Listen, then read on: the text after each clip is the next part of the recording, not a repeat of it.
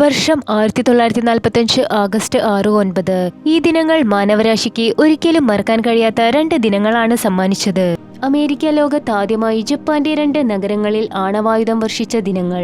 എന്നാൽ 2ാം ലോകമഹായുദ്ധത്തിൽ അധികം പങ്കെടുക്കാതെ മാറി നിന്നൊരു രാജ്യമായ അമേരിക്ക എന്തുകൊണ്ടാകാം ഈ ഒരു കടുംകൈ ചെയ്തതെന്ന് നാം ചികഞ്ഞുപോയാൽ 1941 ഡിസംബർ 7 സംഭവിച്ചത് നമുക്ക് മറക്കാനാകില്ല.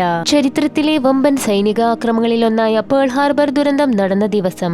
അന്ന് പുലർച്ചെ 7:55 ജാപ്പനീസ് വിമാനങ്ങൾ ഹവായ് ദ്വീപിലുള്ള തുറമുഖം അപ്രതീക്ഷിതമായി ആക്രമിക്കുകയായിരുന്നു. 2ാം ലോകമഹായുദ്ധത്തിലേക്ക് അമേരിക്കയെ നയിച്ച സംഭവമായും ഈ ആക്രമണത്തെ വിലയിരുത്തപ്പെടുന്നു. ജപ്പാന്റെ ഈ തീരാനഷ്ടങ്ങൾക്ക് അമേരിക്ക പ്രധാന കാരണമായിട്ടുണ്ടെങ്കിലും 2ാം ലോകമഹായുദ്ധം അവസാനിപ്പിക്കുന്നതിൽ ഇത് വഹിച്ച പങ്ക് വളരെ വലുതാണ്. അമേരിക്കയുടെ ഈ ആണവായുധം ലോകരാജ്യങ്ങളെ തന്നെ ഞെട്ടിച്ചു കളഞ്ഞു.